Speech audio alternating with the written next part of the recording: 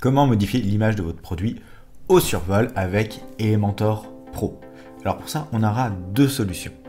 Première solution, vous avez un thème plutôt axé e-commerce et qui devrait normalement avoir cette option-là. Dans ce genre de cas, je vous conseille plutôt de lire la documentation du thème.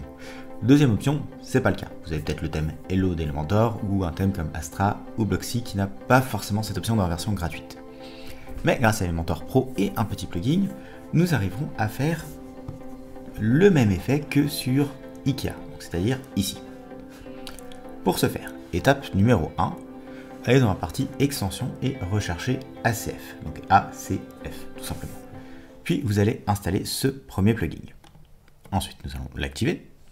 Ici, nous sommes redirigés du coup vers notre page des extensions. On descend et sur le côté, vous devez normalement voir ACF qui apparaît. Donc ici, moi j'ai déjà un premier champ qui va être créé. Je vais le supprimer et nous allons le refaire ensemble. Donc là, normalement, ça devrait être comme ça. Donc on va faire ajouter un nouveau groupe de champs, car dans un groupe, en fait, vous pouvez créer plusieurs champs. Ici, nous, c'est juste un seul champ qui va nous intéresser. Donc un champ, concrètement, ce que ça va être juste être un endroit où vous pouvez encoder une information supplémentaire. Exemple, là, vous avez un champ pour le titre. Ici, vous avez un champ texte. Et ici, vous avez des champs pour des valeurs numériques. Nous, on va créer un champ pour une image. Donc, nous allons nommer notre groupe déjà, donc il y a tout en haut. Ici, nous allons appeler produit. Ensuite, type de champ, nous allons mettre image. Libellé du champ, nous allons mettre seconde image. Et nom du champ, on va le laisser faire et mettre seconde image avec un underscore. Ensuite, pour le format, vous laissez pareil, médiathèque également. Et une fois que c'est bon, vous descendez et il va falloir régler là où est-ce que vous voulez afficher ce champ. Donc ici, c'est type de publication égale à, et dans mon cas, produit. Une fois que c'est bon, je peux faire enregistrer, ce qui n'est pas très compliqué. Maintenant, si je vais sur mon produit et que je l'actualise, là, vous voyez, j'ai un nouveau champ avec produit. Enfin, qui s'appelle produit, vu qu'il s'appelle produit, et qui est seconde image. Donc là, je vais pouvoir ajouter une image. Donc on va mettre celle-là. Puis faire mettre à jour. Donc là, j'ai bien une seconde image. Le truc, c'est que si je vais sur mon site, ma page produit, pour moi, ressemble à ça. Ça va être pareil pour mes catégories. Parce qu'il va falloir afficher cette image. Il ne le fait pas automatiquement. On a pu juste l'ajouter pour le moment. Donc pour ce faire, c'est là où Elementor Pro ou une autre solution vont être utiles. Vous allez donc sur votre dashboard, dans la partie modèle, puis dans la partie constructeur de thème. Ouais, j'ai le chat qui mange en même temps, donc désolé pour le petit bruit de croquette. Et ici, donc nous, ce que nous allons faire, c'est très simple, c'est que nous allons en fait refaire notre page de produit, notre page boutique, qui va être également la page catégorie au passage, ce qui nous permettra d'avoir notre petit effet. Donc ça va être en deux étapes. On va d'abord créer une boucle. Si jamais les boucles vous n'êtes pas trop familier avec, j'ai juste fait une vidéo qui va apparaître ici, où je vous en explique un petit peu plus sur leur fonctionnement. Ici, je vais passer cette étape-là. Au commencement du monde, il y a une flexbox. Dans cette flexbox, je vais déjà mettre quelques petits paramètres. En haut, je vais changer son nom via le bouton réglage. Ici, dans mon cas, je vais l'appeler juste YouTube, vu que c'est pour la vidéo YouTube. État, on va le mettre en publié. Et ensuite, réglage de prévisualisation, très important, ce sera plus simple pour la construction. Ici, je vais mettre produit. Et en tout, je vais mettre le nom d'un de mes produits. Donc lui s'appelle Ali Quam quelque chose, je ne sais plus, voilà. Et je vais faire appliquer la prévisualisation. Donc en prévisualisation, veillez à bien prendre le produit sur lequel vous avez déjà mis votre première image. Enfin, votre seconde image, quoi. Donc là, j'ai rien, c'est normal. Maintenant, ce que je vais faire, c'est ici, par défaut, je pourrais très bien partir sur mettre une image de mise en avant. Le souci, c'est que je n'aurai pas d'option pour changer cette image avec mon effet au survol. Donc, au lieu d'utiliser ça, nous allons un petit peu ruser. Nous allons utiliser un conteneur. Ce conteneur, nous allons lui mettre une hauteur minimum, par exemple, de 200 pixels. Donc, bien sûr, il faudra l'ajuster dans les modes responsifs. Sinon, ça peut être potentiellement trop gros sur d'autres supports comme le téléphone. Ici, vous allez aller dans Style. En Style, dans Arrière-plan, vous allez choisir le petit pinceau pour être classique. Et au lieu de cliquer directement sur cette box, vous allez cliquer sur le petit icône balise dynamique. Là, vous allez mettre image de mise en avant.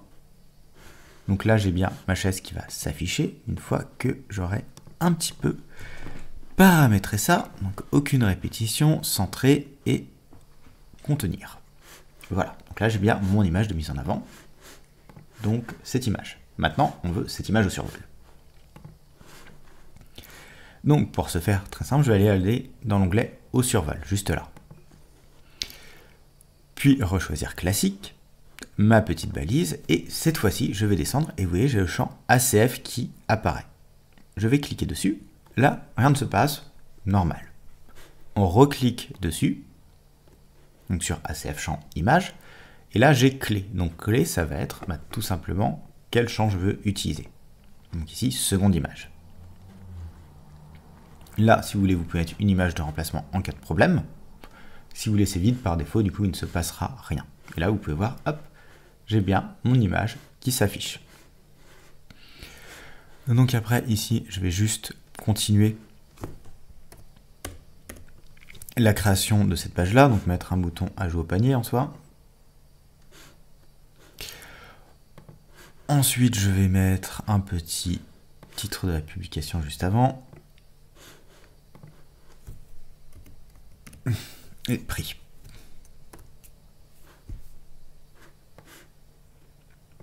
Oui, c'est pas du grand design, c'est vraiment histoire de vous montrer. Hop, bordure. On est pas mal. Là, on va mettre comme ça, espace autour. Tap, tap, tap. Ouais, c'est bien ça. Ah oui, style. C'était ma bordure que je voulais juste customiser un petit peu. Maintenant que j'ai mon modèle, je vais pouvoir du coup customiser ma page boutique pour changer ça et avoir mon petit effet. Donc sortir vers WordPress via le bouton Elementor en haut à gauche. Ici on retourne dans constructeur de thème. Une fois dans constructeur de thème, je vais aller dans archives de produits. Là, c'est ce que j'avais fait en amont de cette vidéo.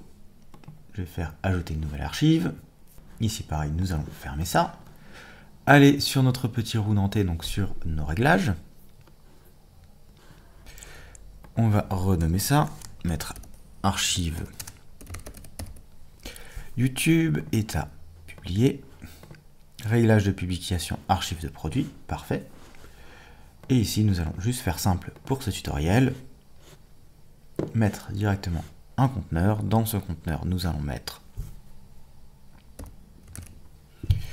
une boucle.